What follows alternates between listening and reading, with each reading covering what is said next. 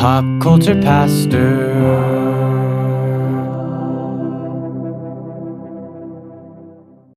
Cody, why do they call it throwing hands? Why do the kids use that terminology? Because you're not really, I mean, it sounds cool, but throwing your hands, that's just not good technique for punching. It's not. Like the kids also say, mess around and catch these hands. Catch the hand. So you're throwing and catching. Yes. And I think that's not, this violates physics. It does. Yeah. And again, it's just not a good. So I boxed a little bit when I was younger, and you got to know how to do that so it's efficient. And most people don't fight efficiently, although that's pretty normal. Like if you're in a position where you feel a need to, you have to defend yourself or fight or whatever. Like it's not going to be efficient. Because at that point you fight or flight, man. You become the animal backed into the corner. In the movies, people have perfect like boxing technique, and they also know karate. And it's like, I call it karate. How in the world did you learn karate? You are from... Captain America was frozen in ice for 60 years, and he just comes out of it knowing Taekwondo. Yeah. It How? was bananas. None of that makes sense. Yeah. Anyways, terminology, the young terminology, I don't understand it sometimes. Like, well, that just doesn't make sense. I do like the rapper that's like, try Jesus because I throw hands. Yeah, there is a Christian rapper. What's his name? We play him. Yeah. Here on the station. And yeah, he has a song where it says, try Jesus because I throw hands. That's which I'm not sure that's sending a great message, but I'm okay. human. Hey, I'm not going to guarantee I'll keep taking slaps on the face. Because I'm a pastor. I will say all this talk about throwing and catching and hands and all that. Karate. You should be catching slaps according to the Bible. Yes. If you catch a slap, then turn your cheek and catch another one. Catch another hand, according to Jesus. If he was using today's vernacular. No cap. No. Jesus, it'd be fun to reimagine if Jesus came today and used vernacular that we were familiar with. If he'd say things like, I'm telling you're not going to see any sort of texts. You're not going to see any sort of snaps or TikToks. You're only going to get the TikTok of Jonah, right? Like you're not. It'd be fun to like kind of reimagine what Jesus might say to today's people, but saying the same thing. Eternal life is bussin'. It's bussin'. Nothing is bussin', as it turns out, because that's not a word. All right. Welcome. This is Pop Culture Pastor, as if you didn't know. The best radio program you'll listen to during this segment that you're listening. Would you like to make that any more specific? I couldn't guarantee that they wouldn't turn the dial. It's the best radio program on KFEX from 12 o'clock to 12:03. Exactly. That's all you got. We'll be back.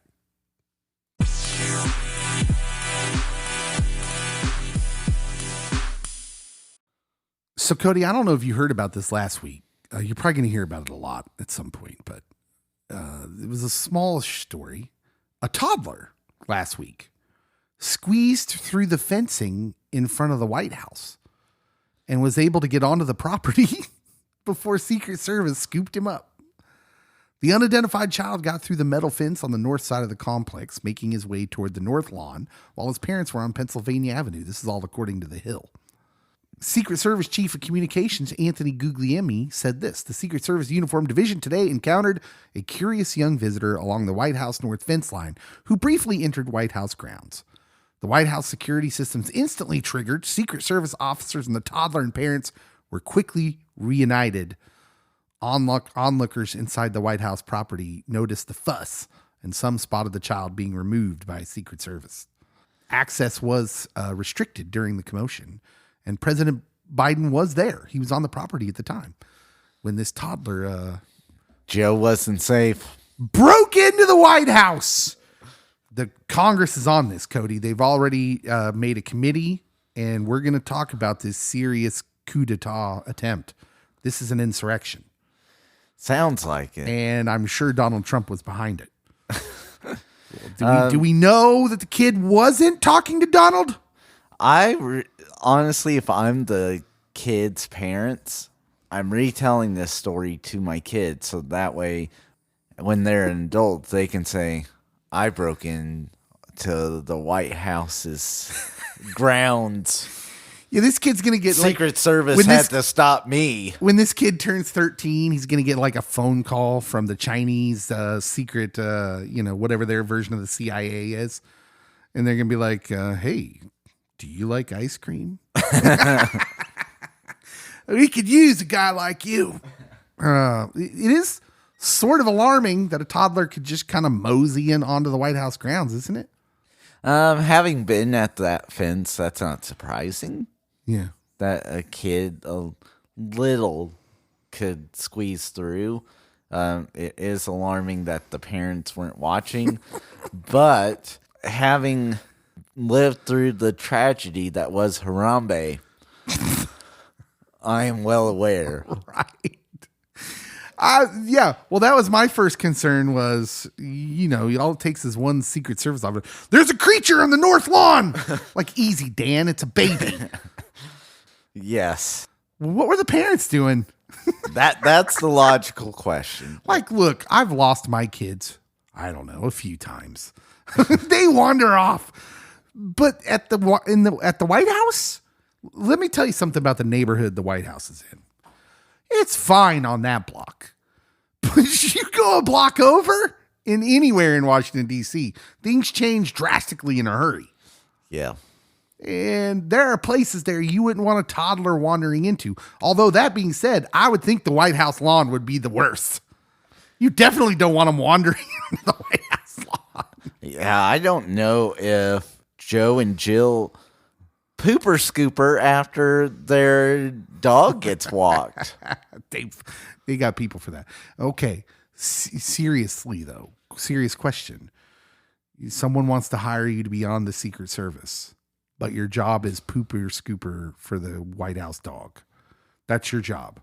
Are you taking that job just to say, yeah, that's right, ladies, I'm Secret Service? Or are you, no? Do you have dignity? My dignity comes at a price. And so if the price is right, you betcha, I'll do it. I don't even need the fame of being Secret Service, but I will claim it. Okay, next question. You know how they all have nicknames? Yes. They all have code names. What is your code name if you're the White House Secret Service pooper scooper? Oh, that's a good one. Or how do you know when it's time to go do your job? Do they be like, come in, Cody, Agent Cody, the eagle has landed. We repeat, the eagle has landed. And in this case, if you didn't know, the eagle is poop. I would hope that they would call me Agent Cody or Agent Cody Banks. That's a deep cut. And then I could live out that dream world because that's the only time my name's been used well in a movie. I mean, fine, but we all knew he was Malcolm in the Middle. Yeah.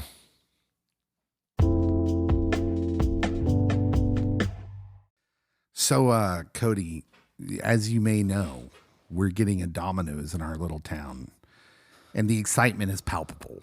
It is. And I don't want to hear about any rumors you heard about it not coming to fruition. Or being delayed in its coming. Our little town is such that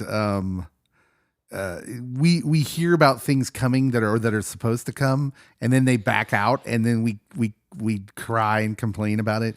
We're so negative Nancy's when it comes to this, and it almost has become like a trope. It's almost something our town is known for.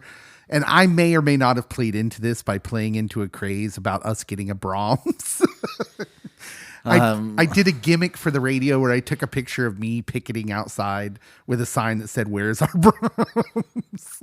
And it kind of blew up. I'm now I've told this story before on the radio where I'm the Brahms guy now in town, and everyone thinks I'm like hardcore Brahms, and I'm just like, it's all right. I really think that as a community, we should put on ash and sackcloth and mourn and lament for 40 days. So we can get our Dominoes and our maybe the Brahms. I don't think Brahms is coming, my man. I really don't think that's a thing.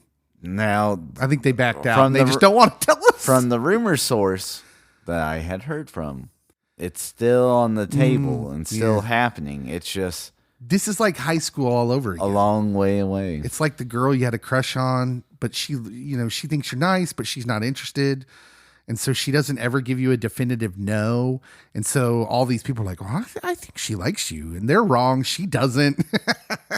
And you keep getting like drug along in the hope that one day Brahms is going to like you. And they just don't want to come. There's better fish in the sea. Yes. Like Domino's. We're getting a Domino's allegedly. And I'm excited for that. And maybe, just maybe, they'll come with the thunder like this Domino's in Russia did.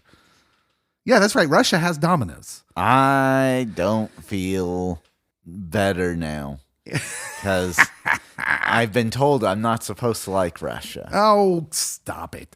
There's nothing wrong with the people in Russia. They're just people who are trying to live. And sometimes they try to open a Domino's, which the way Domino's franchising works is really cool, by the way, because anybody can open a Domino's, right? And so these people in Russia did, and they thought, what are we going to do? We need something to inspire people to come get a pizza. And so they devised a contest of sorts. And it backfired. But of course it did. We wouldn't be talking about it if it didn't. But we'll tell you what happened coming up.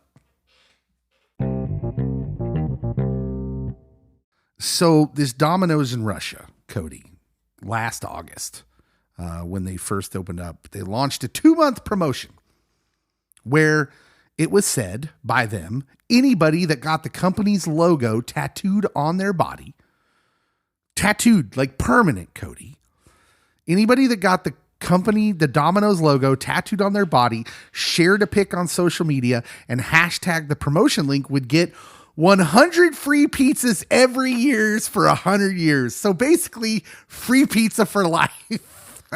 Oh, that is a huge oversight by them. Well, wouldn't you know it? A bunch of Russians got the Domino's tattoo. I'll show you a couple pictures. There's one on a forearm. Oh, yeah. Or no, that's a leg. That is a leg. This is, I think, maybe that one's a forearm. I don't know. Like, I could get a really tiny Domino's logo tattoo. This guy got one and added it to a rose tattoo nearby, so it just looks like a little code. It looks like a little barcode, the little Domino logo. Would you, Cody, for 100 free pizzas a year? Like I got kids, man. They eat a lot of pizza. I would totally get this tattoo. Don't tell my Christian friends. I would get this tattoo. B, Bachelor Cody would be set. Oh, I would be living off of pizza. You're like adding it up in your head, devising how many pieces you can eat. Like if I eat half a pizza, I can stretch this out. Oh, this yeah. many meals. Yeah. So this Domino's in Russia, they said if you get a tattoo of the Domino logo on your body, share a pic on social media, and hashtag the promotion link, 100 free pizzas every year for 100 years. So basically free pizza for life. And Cody and I are both like, oh, yes, you get that tattoo. Get it twice. I could even get it on my hand because, again, it doesn't have to be big. No. You get it on your ankle, somewhere unassuming. Yep. Like, on your wrist somewhere. Get it on my shoulder. Yeah, your shoulder. You show it off at the beach. Yeah. Be like, Sun's out, guns out. That's right. This Domino's. body's by Domino's, ladies. We could tell. So yeah, not unexpectedly, many Russians near this Domino's started getting the Domino's tattoo because why wouldn't you? 100 free peaches for the next 100 years. You had to put a time limit on it. Like, You're already seeing where this story's going. I hope I am. That they thought they were saying something so extreme. And like, no, people get tattoos of just random things all the time now. Stupid stuff. And you didn't think they would get a pizza logo. Think Well, again. they were wrong. They were wrong. So let's examine the path to disaster here. You open up a Domino's in Russia. That's not the disaster. It's probably quite successful because, there's probably not many places you can get pizza in Russia.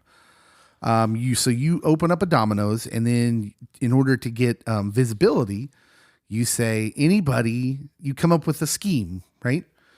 Anybody that gets a tattoo of the Domino's logo, shares a pic on social media, and hashtags the link will get 100 free pizzas every year for 100 years.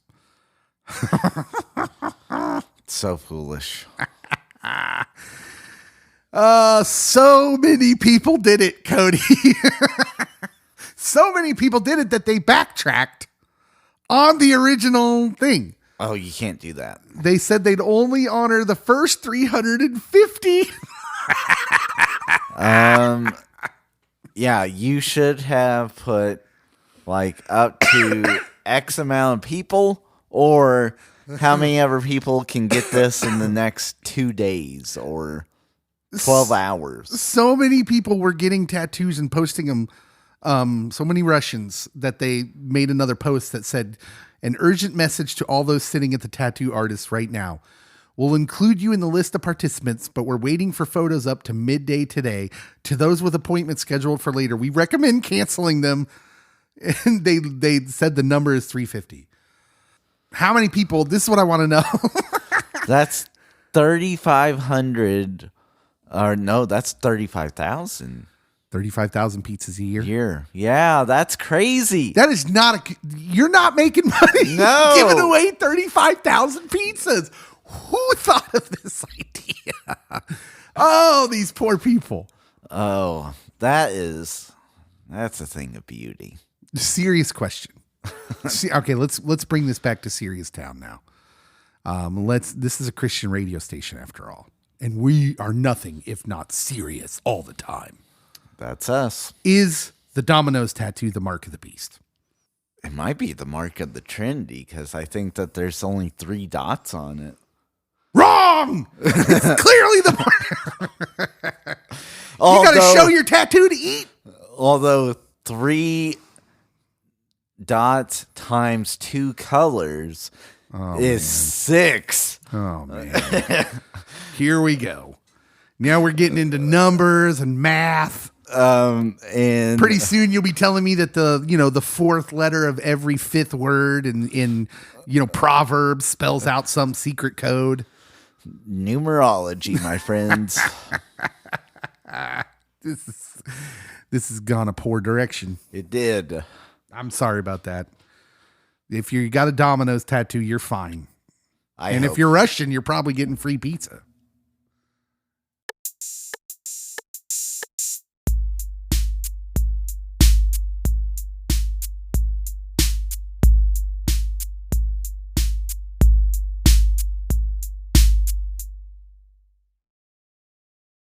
So one of my favorite things to talk about, Danielle, as you well know, is scientists that have theories that we're living in a simulation.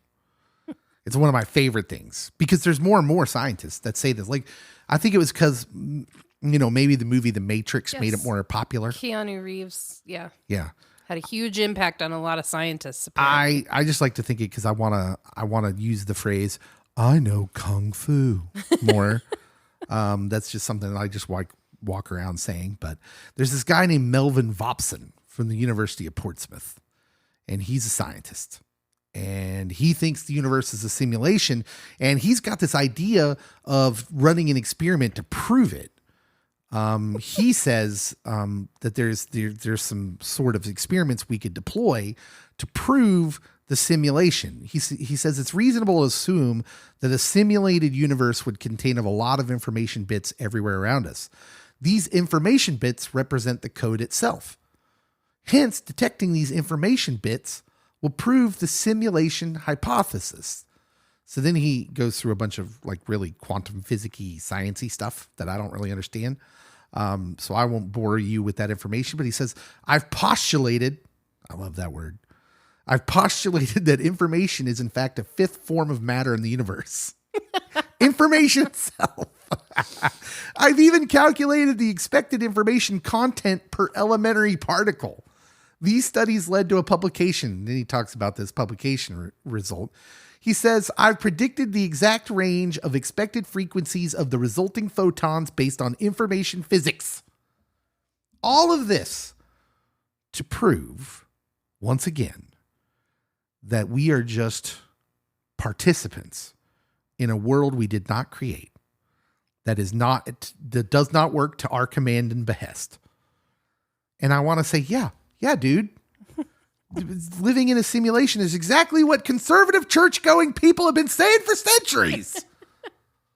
Like, it's kind of amazing when you think about how often this happens now. And then, like, he would say, well, I'm not talking about a God. But it's like, but you are, kind of. In your mind, it's like some intelligent being that created this video game that we're all living in. Constrained us in this artificial environment. Yeah. But listen to what you're talking about. An overall power that has the control, that created an environment and then put a bunch of quote unquote, living things in it to inhabit it. Right. And then letting them go about their life like they think that's the important part. Mm-hmm. Wow. That's some heady stuff. That's like, people 4,000 years ago were talking about that. And we throw some science jargon around and we think that it's something new, but it's not nothing new. Solomon said it, right? There's nothing new under the sun. Right. And we've been talking about this for centuries, humans have, and we still talk about it now. What if all of this is of some greater creature's creation and we're just living in it? Wild. Yeah, I would read some materials that suggest that hypothesis. I would definitely dig into some of those things. And I have a book you can start with. It's on my list of recommendations. Not to do with quantum physics.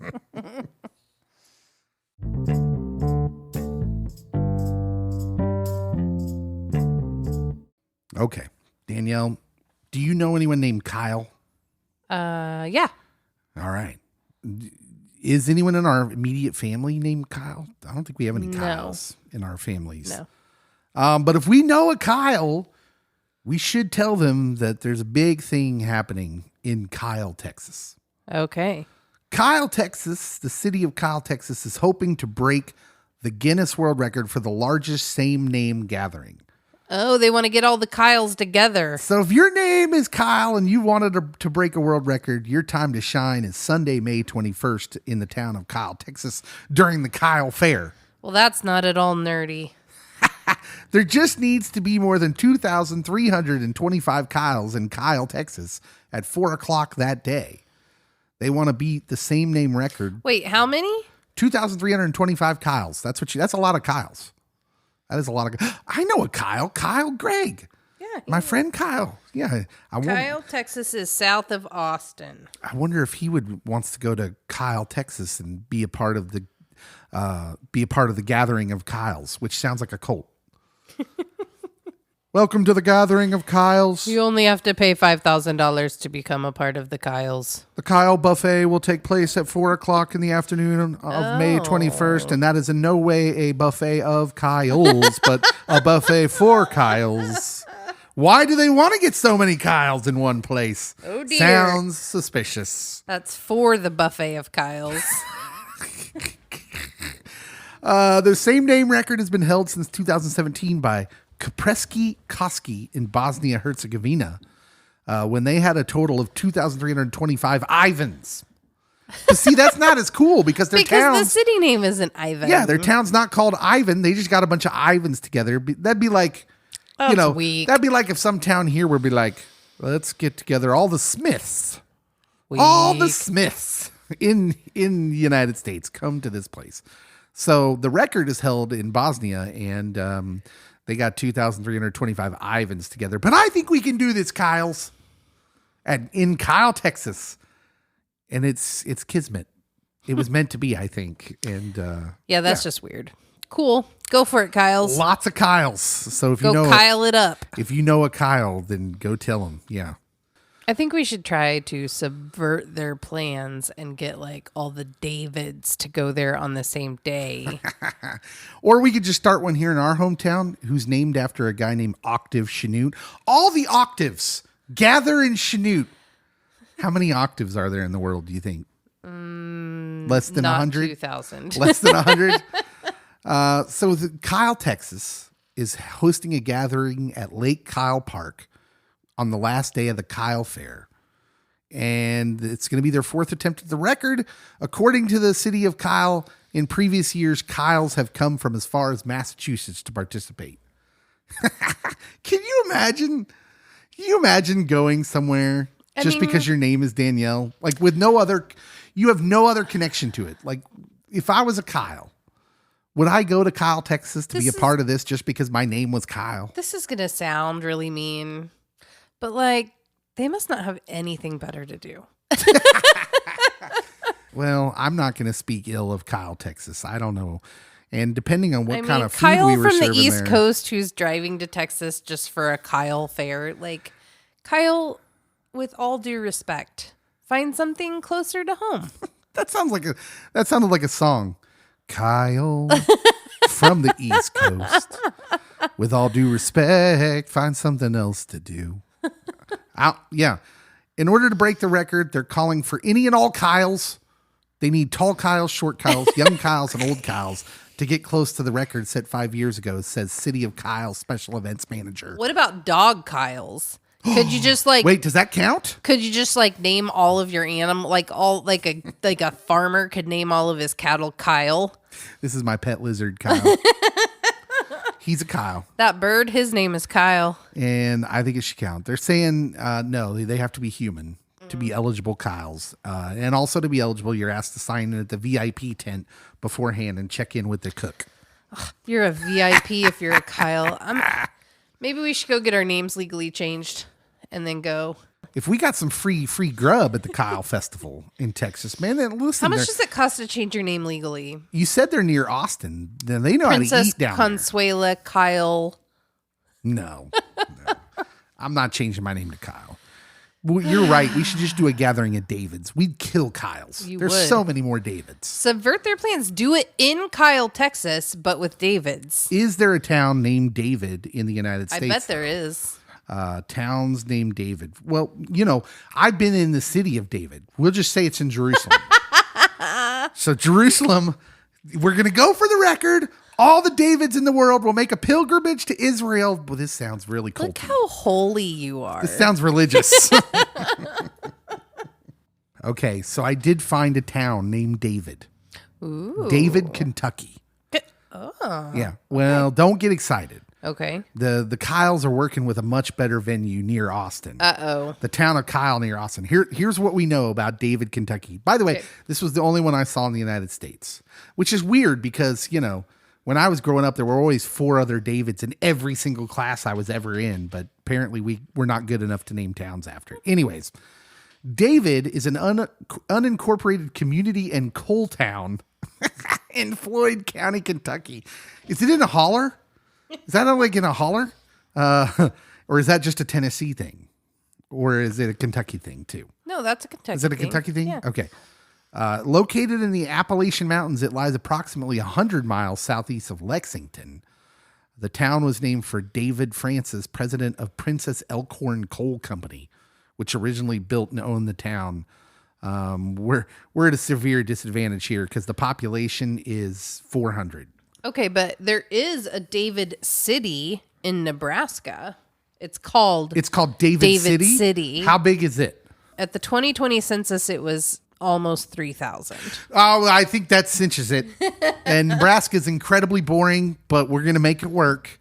Yes. David City, Nebraska, population of 3,000. But by the time all the Davids are there, we'll be upwards of 10, I bet. Somebody better call in some food trucks. We need some food trucks, and we're going to have the Festival of David, which It's sounds not even religious. it's 5 hours. It's only 5 hours and 40 minutes away. A gathering of Davids that will crush the gathering of Kyles. Do it on the same day as the Kyle gathering. Yes, they would. We would set it up for half an hour after theirs, so if they broke the record, they'd have it for only half an hour, and then they'd be like, "Wait, someone else gathered a bunch of Davids," and then there would be this amazing war of Kyles and Davids, and where Kyles and Davids would just be like, "I don't like you." That would be amazing. I wouldn't like that because I like my friend Kyle. But I'm telling you, Kyle, there's way more Davids in the United States than Kyles. I'm almost positive. So Probably, I would think. So there you have it. At a future date, David City in Nebraska, we're having a David party.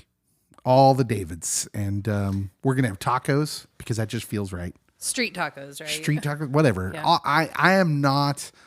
I am not picky. I bet when it comes to Nebraskans tacos. love their street tacos.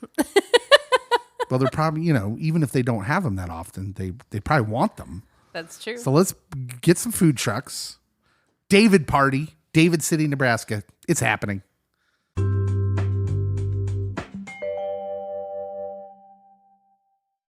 Hey everybody, Dave here. What you have just listened to are bits and pieces of our radio show. We have a radio show on KFEX Firescape Radio located in Chanute, Kansas. You can hear that show from noon to 4 every weekday. So if you want to tune into that, you can go to www.kfex931.com, or you can search KFEX in your app store on your smartphone and find their totally free app there. If you're a fan of Christian music, you might like to listen to our live show when you're at work, or if you're a stay-at-home mom and you like music in the house, you may love to listen to that during the day. So give it a try. We would also direct you to our podcast, Pop Culture Pastor. That's probably why you're listening anyways to this version of what we do. As always, subscribe to the podcast, follow us on our social medias on Facebook and Twitter. It helps us out when you share it, when you review and rate us on our podcast homes. And of course, follow us on social media and share our stuff there. So thank you so much for listening. We love all of you guys so much. We have such a great community of listeners, and we'll see you when the regular pod drops on Friday.